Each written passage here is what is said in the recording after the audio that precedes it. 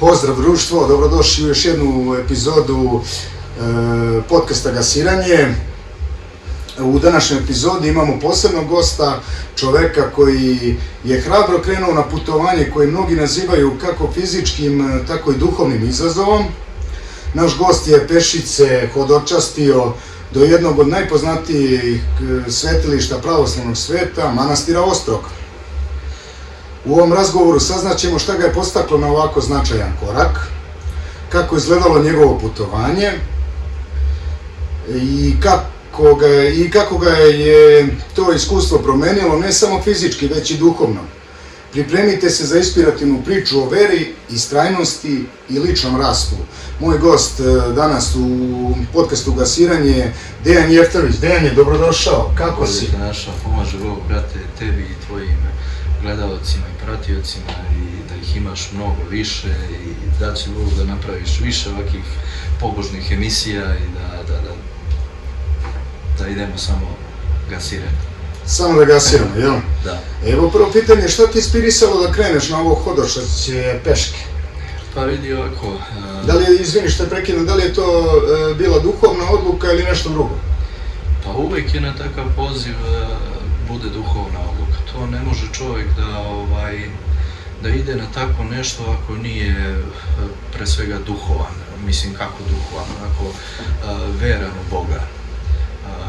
Da bi se odlučio na taj čin, trebao bi dobro da veruješ u Boga, jer imaš ti mnogo ateista, razumiješ, i njima kada bi rekao da pođu takim putem ili nebitno da nedeljom odu jednom u crkvu, oni bi rekli šta mi to znači u životu, razumiješ, a meni to znači sve u životu. Ja to već od malih nogu osjećam, nešto me, kako bi ti rekao, nešto me Bog privukao sebi, znaš. I onda, kroz ceo život ja se učim toj veri u Boga i kroz ceo život tebe Bog navodi na ljubav njegovu, onu koju ti On pruža, koju ti On širi, koju ti On daje. I onda da bi svaki čovjek dostigao tu ljubav, morao bi da veruje u nešto, znaš. A kada veruješ u nešto, moraš da ostvariš volju za tim. A da bi ostvario tu volju za tim, to je naš krst časni i pre svega naši, kako se zove, preci koji su i živote davali za taj krst i koji su ginuli, i pre svega Isus koji je sišao na zemlju i dao svoj život da bi vaskrsao i spasio nas ljudi na zemlji. Pa i u krajnjem slučaju Srpska pravoslavna crkva je i sačuvala neki srpski identitet. Jest. I ti manastiri su preživjeli i rušeni i obnavljani i nekako su posle, ne znam, 500.000 godina, oni su jedini svedoci našeg postojanja i tako mi se čini. Jeste, oni su svedoci naše stare istorije koje danas svaka vlast koja dođe da li u našu Srbiju ili bilo gde drugo, oni pokušavaju da nam ruše, kako se zove, naš identitet, naše srpstvo, našu veru u Boga, a veru u Boga i kako se zove, to naše srpstvo možemo da zahvalimo Svetom Savi. Jer Sveti Sava je... Prvi srpski arhijepiskop. Da. I prvi čovjek, znate ono kada je nekad bilo u Jerusalimu, kada govore, kaže Jerusalimski je narod, sveti narod pred Bogom. Sada smo mi sveti narod pred Bogom, danas, kao Srbi. Jer tom svetošću pred Bogom, što smo mi sveti narod, možemo opet da zahvalimo Svetom Savi. Jer Sveti Sava je doneo taj blagoslov iz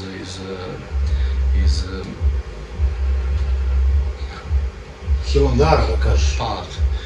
On se tamo zamonašio. Pa da, ali iz Jerusalima je on poneo to. Postoji, kako se zove, jedna istorija koja govori o Svetom Savi kada je otišao kako se zove, Jerusalim i ima neki Sveti Sava osvećeni. Sad mnogo dublje zalazimo u istoriju, ali kad smo već tu, su mi hvatili pa da izgovorim i to. Taj Sveti Sava osvećeni, on je prorekao sudbinu šta će se desiti, da će doći princ sa istoka koji će se zvati njegovim imenom. Naš Sveti Sava. I prošlo je, ne znam tačno sad u godine, ali prošlo je nešto mnogo godina i onda se pojavio naš princ Sava, tada Racko Nemanjić, koji je došao u, kako se zove, Jerusalim i otkupio od Jevreja njihove, kako se zove, dugove i vratio manastire i vratio naše hramove našim monasima u Jerusalimu i ta priča govori, taj Sveti Sava osvećen je, on je rekao da će doći princa istoka i prepoznaće ju ga tako da će zemlja se zatresti i pasti štap sa zida pred njegove noge. Dobro. I tako se desilo. Onda je naš Sveti Sava došao u hram u Jerusalimu i zemlja se zatresla i spao štap sa zida od Svetog Save osvećenog pred Savu, Racka Nemanjića, pred njegove noge i on je od tad poneo, kako se zove, tu svetost u našu zemlju Srbiju. Ovako, pričat ćemo još i na tu temu malo posle, da kažem našim gledalcima, Dejan je pre par meseci išao na hodočašće peške do manastira Ostrog. Koliko kilometara ste prešli? Pa 360 km plus minus, sad baš 5-6 km, ne mogu da pogodim, ali otprilike 360 km. A kako si se spremao, kako si se pripremao, kako su tekle te pripreme fizičke i mentalne za tako dug put i uopšte koliko je trajala ta neka priprema, ako je bilo uopšte?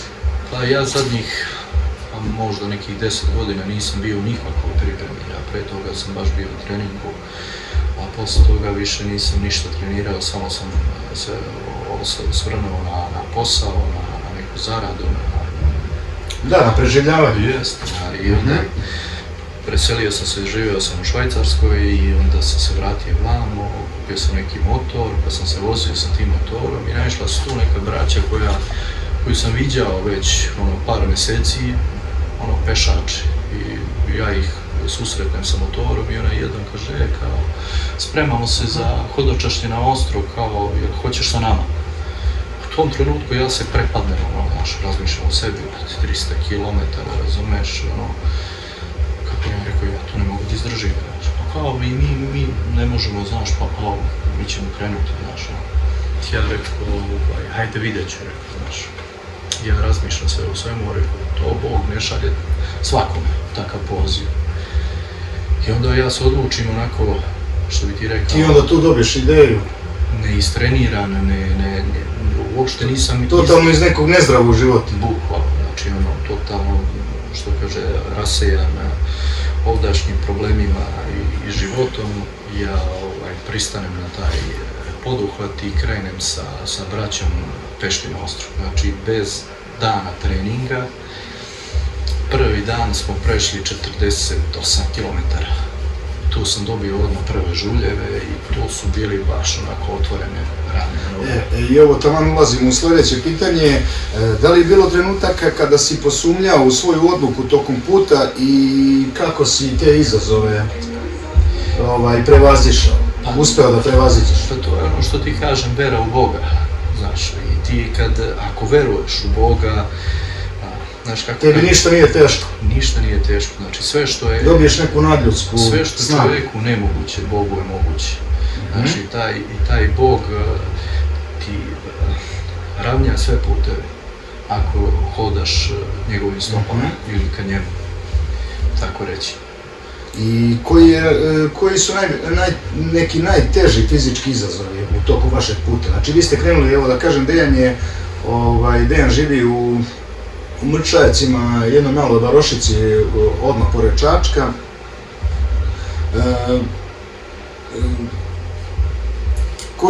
Koji su bili neki najteži izazovi, znači od Mrčajevaca do Ostruka? Pa najteže mi je bilo kada hodaš magistralnim putom, pa prolaze auta i kamioni. Nema nekih pešačkih staza i to sa strane da se stane, jel? Pa gledaj, ovako, gledali smo da idemo nekim seoskim putevima i nekim drugim stranama, tako da izbegnemo što više taj saobraćaj. Dobro. A put kao put uopšte ga nismo skratili. Kako ste krenuli? Znači iz Mrčajevaca ste krenuli, pa kuda ste se prolazili? Koje je prvo mesto bilo? Tačnije Išli ste, znači, Mrčajevci, Čačak, jel? Da. Tamo Požega i to, kuda idu ovi putevi, jel? Da. Krenuli smo, kako se zove, iz Mojsinjske crkve, gde smo uzeli blagoslov od naših sveštenika, gde smo ujutro dočekali, bili na liturgiji, očitali molitvu za put, ispratili su mnoštvo ljudi taj put. Ja sam bio, tako reći, reporter tog celog puta, mada se moja braća hodočasnici nisu slagali sa tim da ja to snimam, jer na takve stvari ispada čovjek da se hvali. Međutim, ja sam hteo to da pokažem narodu da jedan čovjek kao ja koji nije istreniran i koji samo veruje u Boga, krenuo je samo putem stopama Božijim. I hteo sam da pokažem na svaki trenutak koji smo mi doživljavali u putu ka Ostruku i svako iskušenje koje smo imali. A kako ste planirali rutu, kuda ćete se kretati? Mi smo planirali apsolutno skoro pa ništa. I da li ste imali podršku na tim delovima puta? Jeste imali nešto da ste planirali negde gde ćete noćiti? Sigurno ne može da se ide toliki put da ne spavaš uopšte. Imali smo jedan auto kome smo poneli našu opremu, znači nismo mogli bez, što kaže, preobuke naše, znači morali smo svako veče, tako reći, da se tuširamo. Znači taj auto vas je pratio kroz... Pa taj auto je vozio svako od nas. Znači, mi smo išli na dan smo prelazili od 30 do 40 km. I onda svako od nas pređe sa tim autom, znači ti danas voziš taj auto i pređeš nekih 6-7 km, onda izađeš iz tog auta, vratiš se peške, susretneš nas i onda sa nama se ponovo vratiš do tog auta i ti faktički ne gubiš uopšte kilometražu u koju smo mi, kako se zove, svi prešli peške. Da, znači menjali ste se, jel? Menjali smo se, svako je na dan vozio jednom auto. I onda u tom autu smo imali šatore, imali smo našu preobuku, hranu i eto, što kaže.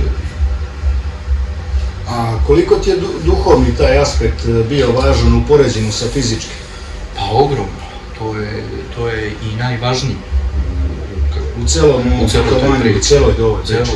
toj priči je najvažnija duhovnost. Znači, ako veruješ u Boga, stići ćeš tamo gde si pošao. Ako ne veruješ, džaba ti, što kaže, svaki poduhvat. Jer šta imaš toga ako ne veruješ? A da li ste sretali neke ljude koji su te možda tokom tog putovanja nešto inspirisali, prosvetili i tako? Vidi, bilo je mnogo toga. U nekim tim malim mestima, po selima, kuda ste već prolazili, kakvi su ljudi u odnosu na gradove i sela? Imali neke razlike? U gostoprimstvu, izvini što. Da, prvu noć smo, kako se zove, kao što sam ti rekao na početku, prešli smo 48 km, to nam je bila onako prvi dan, najteži dan. Tu smo svi dobili te žuljeve i ja ponajviše onako otvorene rane, kako se zove, na nogama. Na tabanima, jel? Na tabanima, da, ali tako reći to nisam osjetio, to sam previjao svakoga dana, čistio i kada staneš na noge i kreneš putem ka Ostrovu, to se više ne osjeća. Znači, to ode u vetar, taj bol više ne postoji. Onda krenemo, taj prvi dan smo spavali u šatorima, stigli smo do Požege negdje dole i onda smo nastavili dalje nekim seoskim putevima ka Ostrogu i onda stigli smo do Ivanjice. Aha. I u Ivanjici smo, primio nas jedan domaćin u kuću, tačnije on nas je pozvao, tako reći, samo što nas, Bože prosti, nije zamolio da dođemo kod njega, jer, kako kažu naši sveti oci, primi u kuću putnika namernika. Jer taj putnik namernik ti donosi veliku blagodat u kuću, a Hristos kaže ukoliko pomogneš... Neku sreću ti donese, jel? Jest. A Hristos kaže ukoliko pomogneš jednom od braći moji, pomogao si meni.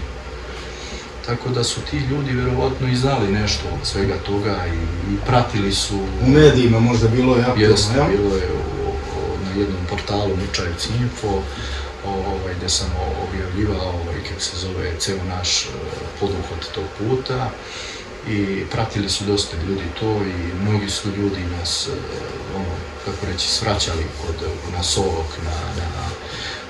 na okrepljenje, tako reći, naš.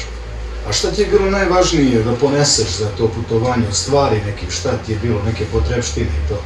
Pa osnovna potreba, Šta je čovjeku potrebno ako se odluči na tako neko putovanje? Pa osnovne stvari za higijenu, pre svega. Četkica za zube. Realna stvar, četkica za zube, Preslaka, da. Šampon, što kaže, sve te stvari koje imaš kod kuće, mi nismo dozvoljavali da jedan dan negde se ne okupamo. Kako ste to uspevali, kako ste... Pa, kažem ti, prvi dan smo spavali u šatorima, već drugi dan, tu nismo prvi dan kada smo spavali u šatorima. To su oni mali šatorčići, jel? Da, za 2 osobe, dve. Da. Uglavnom je svako od nas imao, pa svi su spavali skoro u samim svojim šatorima. I na tom putu do Ostroga sretali ste razne ljude. Da, to je jedno iskustvo koje ljudi koji nas sreću uz put pozivaju nas da se okrepimo, tipa kafu, sok, svraćaju nas, nude nam i novac da imamo. Da vam se nađe, jel? Da vam se nađe, tako te neke lepe stvari koje, kako se zove, hoće na neki način da učestvuju u našem hodočašću. Da vam pomogu? Pa ne bih rekao da je to pomoć, nego... Da i oni imaju neki udeo u tom vašem duhovnom. Znaš kako ima ona priča koja je baš onako čuvena sa dva golova. Kada čovjek u kuće gori i golub gleda i sleti dole i uzme se česme u kljun, malo vode, preleti gore i pusti jednu kapljicu, dve kapljice vode na tu vatru i vrati se kod drugog goluba i onaj golub kaže, pa šta si tu uradio, znaš, pa ništa im nisi pomogao. Neka se zna na čije sam strani, znaš. To je lepo, da.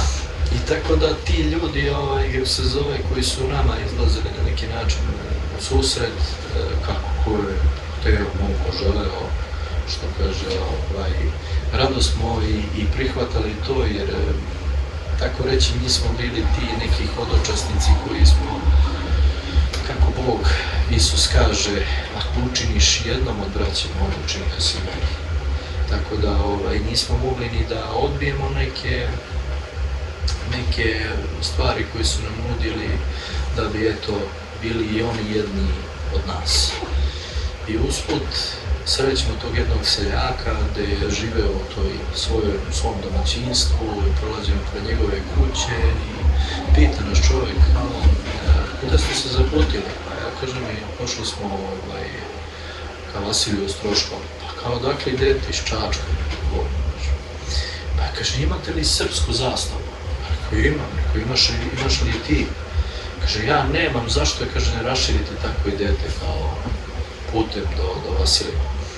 Međutim, ja ga pitam još jednom, jel imaš ti zastavu? Kaže, nema. Ja izvadim zastavu iz torbe, ja sam kupio par nekih zastava naših, izvadim iz torbe i poklonim u zastavu. Čovjek, znači baš onako emotivno, lepo iskustvo, čovjek je poleteo od sreće. i raširio je tu zastavu onako srpsku našu široko i sa 3 prsta nas pozdravio. I tu moram da kažem, 3 prsta kada naš simbol. Da, šta znači to 3 prsta?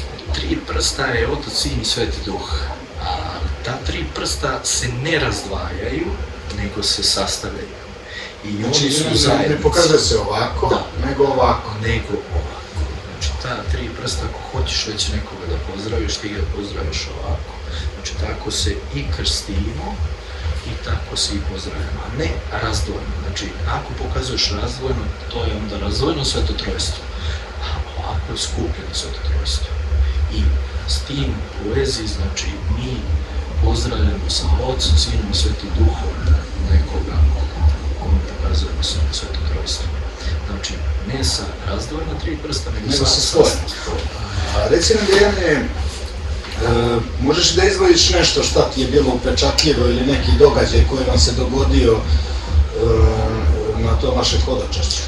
Ovo ima ih i više, ali jedan ću da ti je kako se zove... Što ti je bilo najupečatljivije? Jeste bilo kada smo bili na nekih 30 km u krugu od Nikšića, kada smo stizali dole. Bilo je neko mesto onako sablasnute, uz put, bilo je kuća, ali ti kad pogledaš onako sa brda u te kuće sve, nema ni jedna žive duša, znači nigde jednog čovjeka nema pored tih kuća, onako sve same. Tiho, sablasno, jel? Da. I mi onako prolazimo pored jedne kuće, već prešli smo nekih 35 km i hvata već mrak i onda ajmo kao da se da stanemo kod te kuće, da otvorimo šatore, da tu prenoćimo do sutra. Vreme nam je bilo tog trenutka, duvao je jedan vrlo jak vetar, te su oblaci bili tako sivi, znači samo što se nije pomračilo tih oblaka. Imao sam utisak kao da će se srušiti nebo na nas. I mi svraćamo tu, jedno dvorište neke kuće, gde smo se, raspremili sa našim šatorima i gde smo uzeli da spremimo neki ručak, tačnije večeru. Dobro. I skupljali smo kamenje da ogradimo vatru i kada sam podigao, znači to nije jedan kamen, bilo koji kamen ili ciglicu ili bilo šta da podigneš sa zemlje, nalećeš na jedno leglo škorpija. Škorpija? Škorpija, jedno leglo škorpija. U tom istom krugu tu vidimo i ono totalno, što kaže, prirodno mesto, ali toliko divljih životinja, čak je bilo i zmija. Jedan od naše braće je uzeo balon i je išao da nađe izvor da sipa vode, pa je zašao u šumu dole i video i medveda. I onda se vratio i to nama svima rekao, mi smo vatru održavali celu noć. Jeste bilo malo straha da vas ne napadne, mislim, vidiš, da ti kažem nešto, valjda je to Božja volja, nije bilo straha nikakvog. Znači, nije baš onako nikakvog straha. Jeste stražarili ono? Pa gledaj ovako, stražarili nismo, ali rekao sam ti za vreme da je vreme bilo mnogo loše, da samo što kiša nije počela da pada, pre nego što kada smo večerali, pomolili se Bogu i pošli na spavanje, to je bilo negde 5-6 sati. I ja molim se u sebi Bogu i kažem, Bože, samo da kiša ne padne. Znači, samo te molim da kiša... Sve može, samo kiša da ne padne, jel? Samo kiša da ne padne. I uđem u šator i spavam, budim se negde ponoć u 12 sati, izlazim iz šatora i ja u nebo gledam, svaka zvezda se vidi, znači svaka zvezda se vidi, a vetar istim tempom duva, znači isto, ništa se više nije pomenulo, samo to nebo koje je toliko vedro bilo, koje je Bog uslišio molitve moje koje sam molio, samo da kiša ne padne. U toku noći čulo se i zavijanje vukova i šakala i što kaže, Sove. pa svašta je bilo, baš onako teška divljina. Ali ništa od toga nas nije dotaklo. Znači, apsolutno, ni fizički, ni psihički, ni na koji način nas nije dotaklo ta divljina. Isto tako reći može, Bog nas čuva sve. Pa vratit ćemo se posle na hodočašće. Ti si, Dejane, živeo dugo godina u Švajcarskoj, u Bernu, jel? Jeste. Kakav je Bern, grad? Pa, čist, lepa, lepa generalna zemlja, čista, lepa. Uređeno, sve? Uređena, sterilna, onako, plastična, nekako, nema dušu, znaš, ima lepotu, kao sa slike. Znači, baš onako, kad gledaš sliku, takva je i cijela ta država, ali duše nigde nema. Znači, nema tog života, nema te ljubavi, nema to nešto. Ljudi su nekako otuđeni, ja? Kamen. Jedni drugi. Kamen su ljudi gore. Znači, granit. Bukvalno, hladan kamen.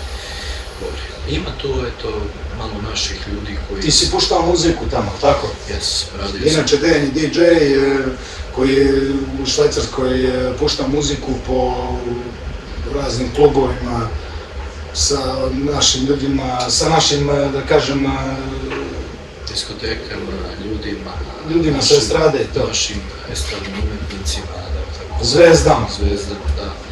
Organizovao sam koncerte, pravio sam koncerte, radio sam na koncertima, dovodio sam naše poznate ličnosti u tu Švajcarsku gdje smo pravili razne koncerte velike. Onda radio sam dosta nekih svadbi, radio sam po Nemačkoj, radio sam, znači celu Švajcarsku sam pretabao, znači i uzduž i popreko, znači onako baš, ali nisam uživao u njih. Nije mi bio lep život, tako reći, nisam pronašao sebe. I kako izgleda, ti si u Švajcarskoj, ideš uveče, nastupaš vikendom, verovatno u noćnim tim klubovima. Kako izgleda tamo publika i kako to sve izgleda iz tvojeg nekog ugla? Pa gledaj, iz mog ugla ja radim tu muziku zato što volim, znači meni je... Iz ljubavi, jel' tako? Baš iz ljubavi radim. Znači to što se radi, to ne može da radi kao što i sam znaš, ne može da radi neko ko ne radi iz ljubavi. Znači to radi se iz ljubavi. Ali uvek kažem nažalost, razumiješ, jer ti si taj koji pravi tu atmosferu tim ljudima. Kreator atmosfere, tako? Jeste, ti ljudi, ako napraviš dobru atmosferu, ti ljudi mogu i piju, razumiješ, znači oni se i opijaju, pa se kasnije, pogotovo gore u Švici, znači ta Švajcarska ti je dala sve, pa čak i taj novac koji možeš da kupiš i tu drogu koja ima u izobilju gore, znači onako baš, što kaže, dostupno je svakom, ali bukvalno svakome. I onda vidiš tu i onda mi bude žao, razumiješ, radio sam to veče tu, mnogi su se nadrogirali, mnogi su se opili, mnogi... A ti pobožan čovjek. Pa da.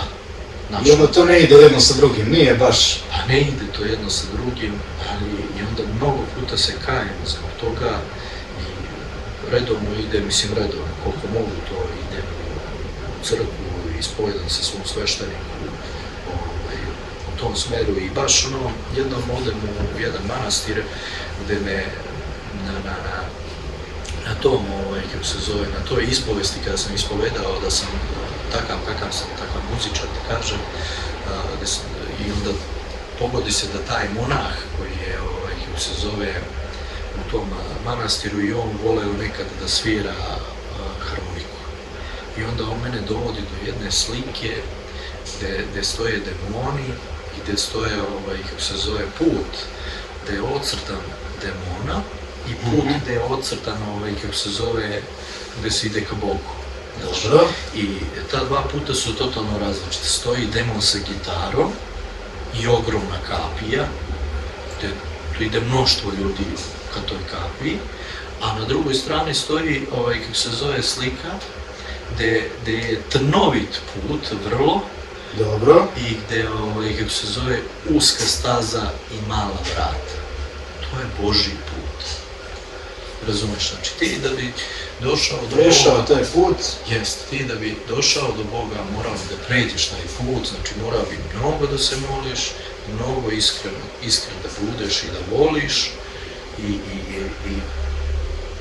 eto, to je neka plata s kojom, kako se zove, ti moraš ići u crkvu da bi dobio povjerenje u Boga i tu blagodat Božiju, da bi dobio tu platu na kraju, kako se zove. Znači, ne možeš ti otići u crkvu, sad ću ja zapalim sveće, ja sam završio sve, znaš. Nije to tako. Znači, moraš stvarno da veruješ u to što radiš. Znači, veruješ i kreneš, isto kao i ja, znači, mislim, Božu prosti isto kao i ja, znači ja želim svakome da veruje više nego ja i sam ne znam koliko verujem, ja verujem, ali ne znam koliko, znaš, samo Bog zna to. I sad, ja sam pošao tim hodočasnim putom ka Vasiliju Ostroškom, ovakav kakav sam, znači imam preko 100 kila, razumeš, ja sam izgurao 360 km, sad plus minus neki kilometri gore, da, izgurao sam tih 360 km bez jednog dana ikakvog treninga.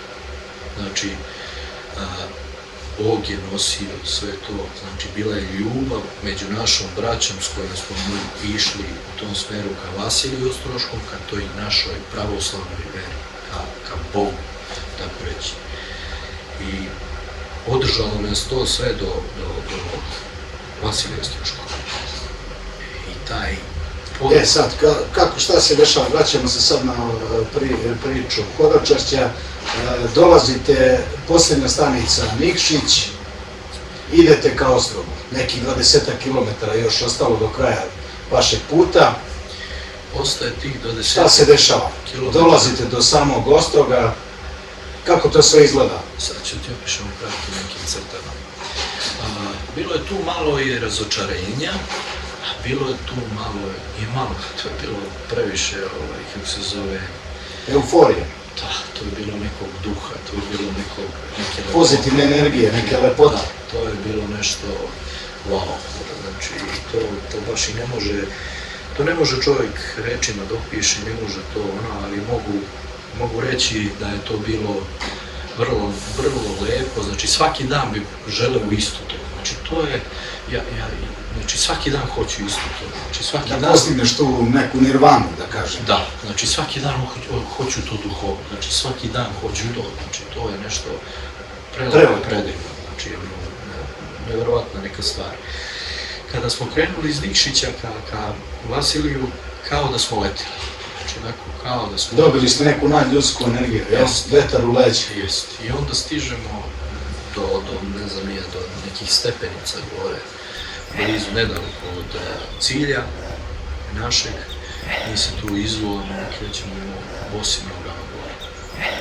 Iako su nam noge, svima nama, oštećene puta, pune žuljeva, znači otvorene rane, mi smo to malo samo zavojima zalečili, tako reći, kako se zove, dezinfikovali, krenuli peške, bosim nogama, takve ranjive noge. Tu bilo dosta sveta, koji su išli se pomole i onda ste morali kako da čekati ili ste imali neku prednost? Bilo je mnogo ljudi, znači to je bilo... Koliko to? Hiljade ljudi, šta? Stotine, hiljade?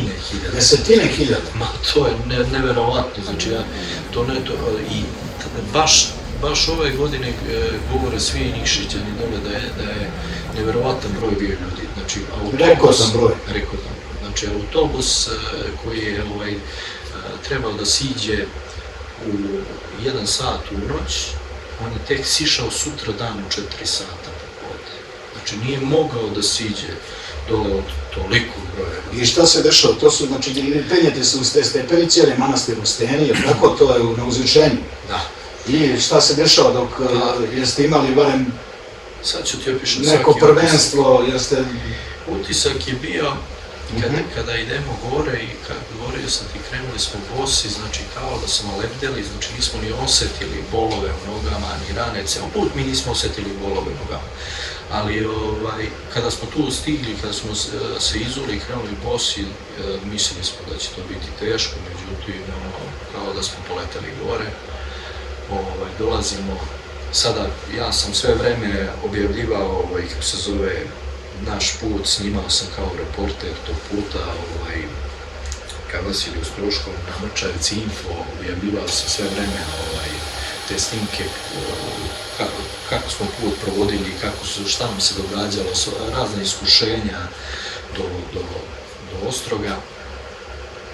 I dosta nas je ljudi prepoznalo dole kada sam stigao na Ostrog.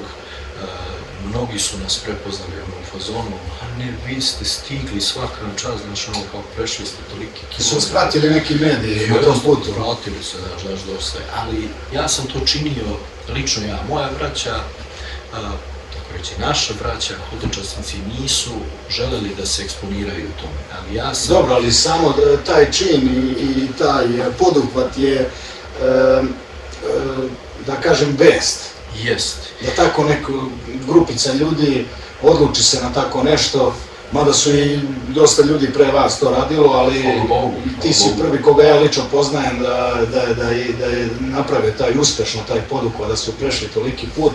Što kaže, hvala Bogu da nisam prvi, ani poslednji. Da će Bog da ih ima mnogo više. I to je jedan od razloga zašto sam ja to sve vreme snimao, taj put, objavljivao sve vreme na tom portalu Mrčavici Info. To je moj cilj bio da pokažem ljudima da ja nisam ništa posebno, da ja nisam utreniran, da ja samo idem putem, kako se zove, Božijim putem, veri, ka Vasiliju Ostrošku. I koliko vam je trebalo kad ste krenuli pod sam Ostrog, da uđete u manastir, jeste mnogo čekali nešto ili... Trebalo nam je da stignemo... Ste imali neki prolaz? Mogli smo da stignemo za 9 dana, ali smo stigli za 12 dana, kako bi stigli za slavu Vasilija Ostroškog. Onda, kada smo dolazili, kada smo stigli gore, kažem ti, tu su nas ljudi, dosta njih prepoznalo po tim videima koje smo objavljivali sve vreme. Pošto je takva organizacija, kogod dođe tako peški sa nekih udaljenih prostora, ima, tako reći, tu čast ili prednost u odnosu na ostale, koji su došli autima. Znači, mi smo došli peške i oni su nama ustupili to mesto da se prvi poklonimo, među prvima da se poklonimo Vasiliju Ostroškom. I kada smo ušli unutra, taj miris tih moštiju, ta blagodat, u tom trenutku kao da sam... Ta energija neka u vazduhu, taj osjećaj. Da, u tom trenutku kao da sam bio u oblacima, kao da sam nebo dohvatio, znači to je nešto... Iznad oblaka. Ma da, to je, znači, svako od nas, braće osmoro, koliko je došlo nas dole, svi smo doživjeli to drugačije.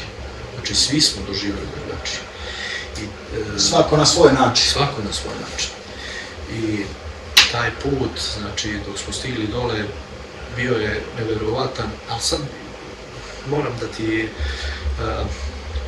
kažem, kako se zove, jednu stvar koju moram da kažem, eto, kako se zove, iz razloga da bi ljudi shvatili te stvari, da naše svetinje nisu prodavnice, niti neki marketi, niti plaže, razumeš? Da. Mnogo je žena došlo onako provokativno obučeno. Mnogo je muškaraca došlo loše obučeno. Nepristojno do zla Boga Bože oprosti. Razumeš? Znači, to je jedna svetinja, nije ta svetinja. Znači, bilo koja, znači u crkvu, znači bilo koja naša svetinja, ne ide se loše obučen tipa. Zna se dres kod kada ideš u manastir. Hvala Bogu, jeste. Jel se oblačiš kada ideš na svadbu, kako se obučeš? Jeste, bela košulja. Hvala Bogu, jeste. Zna se kako ideš na plažu, zna se kako ideš, ne znam gdje. Taj čovjek bude toliko nepristojan, znači prvo nepristojan prema našoj veri, razumeš, znači prema tom svecu tu. Tu gdje je došao. Pa onda prema očima drugih ljudi, razumeš, taj čovjek koji dođe da se moli Bogu, razumeš, i tu Vasiliju Ostroškom, tom svecu, taj ne može čovjek da se moli od žena koji su provokativno obučeni. razumeš? Ima neki nagon, razumeš, svidi mu se tamo neka žena, a on došao tu čovjek da se moli. Ili kontra, ili obrnuto, razumeš? Da žena vidi nekog muškarca, razumeš? To ne ide tako. I kako izgleda to, tu gdje se nalaze te mošti i to, gdje se nalazi svetac, kako izgleda to, ta prostorija, da kažem? Kako da ti objasnim, to izgleda...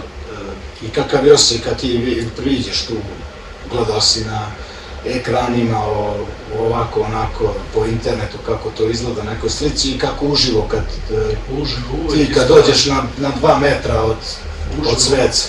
Uživo uvijek izgleda drugačije. Dobro. Uživo je, znači, to je nešto, taj blagodat, taj svetac, on je zaista čovjek živ. Znači, on koliko god godina ovo leži kao upokojen tu, on u stvari nije upokojen, on je zaista među nama, znači on je zaista živ čovjek, čak ne znam da li si čuo, ali u njemu menjaju čarape svake nedelje. Njemu se cepaju čarape na nogama. I ljudi mu donose dole čarape, ali dosta njih kupuje čarape pa mu nose. A dosta njih i kako se zove, ispletu sami, pa odnesu čarape njemu. I onda se te čarape našem svecu Vasiliju menjaju i taj Vasilije, on hoda među nama i zato se njemu cepaju te čarape. I tim u vezi on je samo među nama. On je živi svetac koji je pokojen. Kako je te šta promenilo, šta ti misliš pre i posle ovog hodočašća, da drugačije gledaš na život, na religiju, na sve? Pa gledaj ovako, moram da ti ispričam jednu stvar. Kakav si čovjek pre i posle? Pa čovjek sam isti. Isti si onaj samo produhovljeniji, da kažemo tako. Više verujući, još više verujući. Znači, još sam više... Više ta vera čvršća. Jest, još sam jači u veri. Ali ono što sam ti preskočio, što ti nisam rekao, to je vrlo jedna bitna stvar. Kada smo krenuli odavde, to je bilo na pola puta, manastir Mileševa nam je bilo na pola puta. Dobro. Mi smo se vratili u manastir Mileševu, tu smo prenoćili, jedna noć.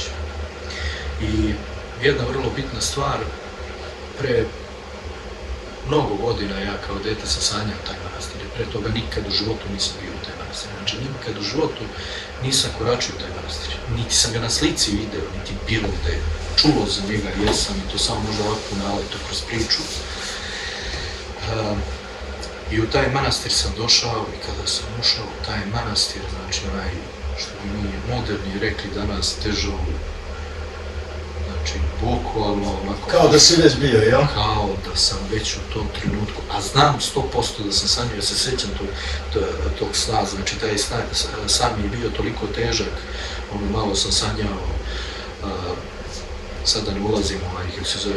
Da, između ostalog, neke nepovezane stvari. Jeste, i onda mi je ostao to toliko upečatljiv da sam se sjetio svakog trenutka kad sam došao u taj manastir. U taj manastir...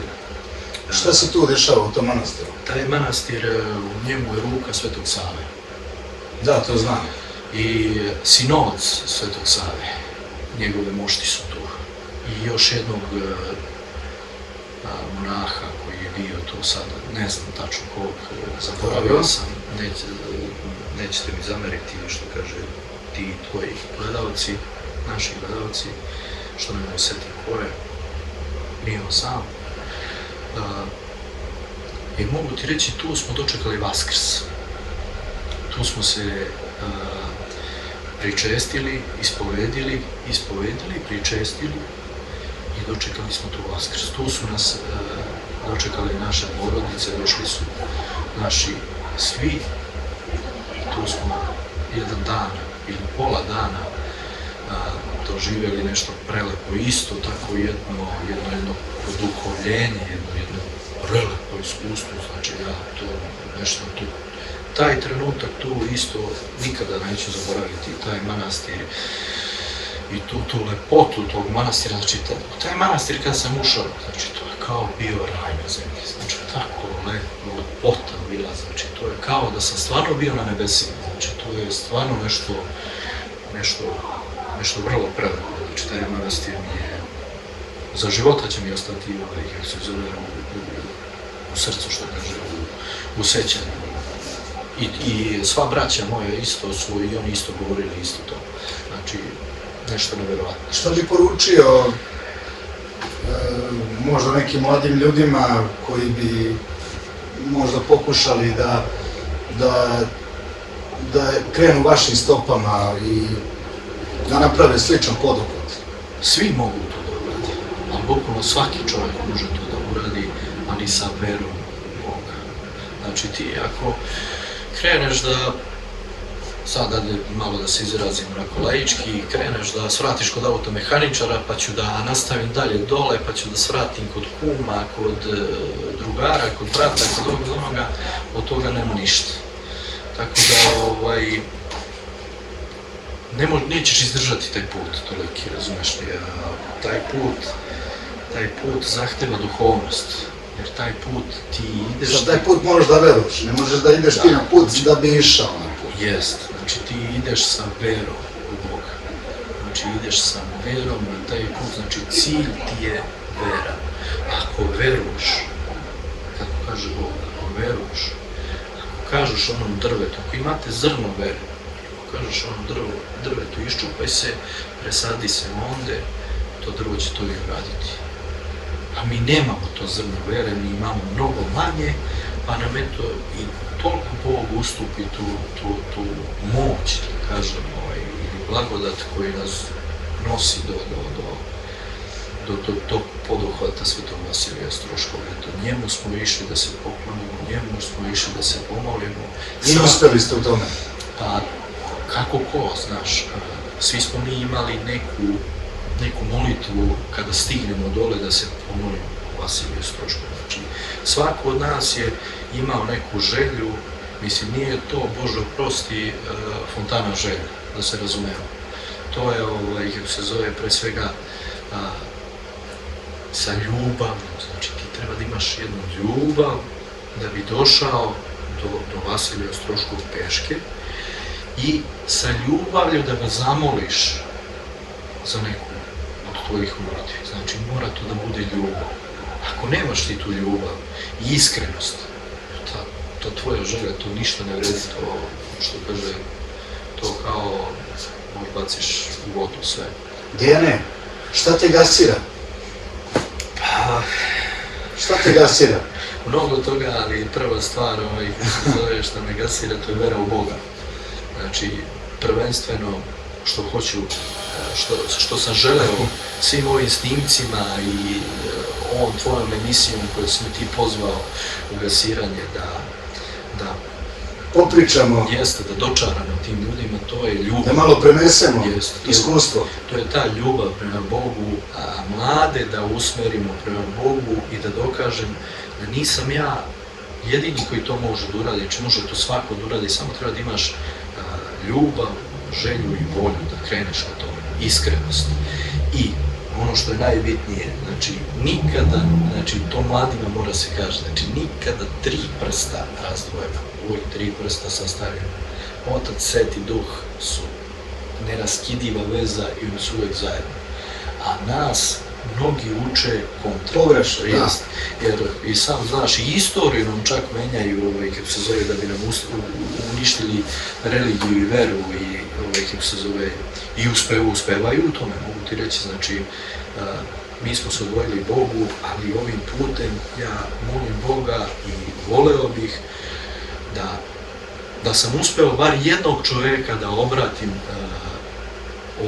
kroz svoje iskustvo da obratim ka Bogu. Znači, bar jednog čovjeka, ja sam moju misiju u životu završio. Znači, ako jednog čovjeka uperem, navedem na veru Božiju, ka Bogu, ja sam svoju misiju ispunio. Znači. Pa društvo, čuli ste priču Dejana Jeftovića o tome kako su oni i njegovo društvo otišli peške skoro 400 km da se pomole pod Ostrogom. Dejane, hvala ti što si bio moj gost. Hvala tebi što si me pozvao. Prelepa priča, baš sam uživao da čujem ovo kako je to sve bilo. Eto, nadam se da će da urodi plodom po Božoj volji, kako se zove tvoja emisija i svaka druga da bude, što kaže, i svaka prva da bude pobožna i da vratimo narod, srpski narod i pravoslavni narod Bogu. I evo to neka poruka nek bude za sve gledalce, verujmo u Boga i budimo ljudi. Pozdrav svima, gledali ste još jedan podcast Gastiranje, do sljedećeg, ćao, zdravo. Slava Bogu, mir na zemlji.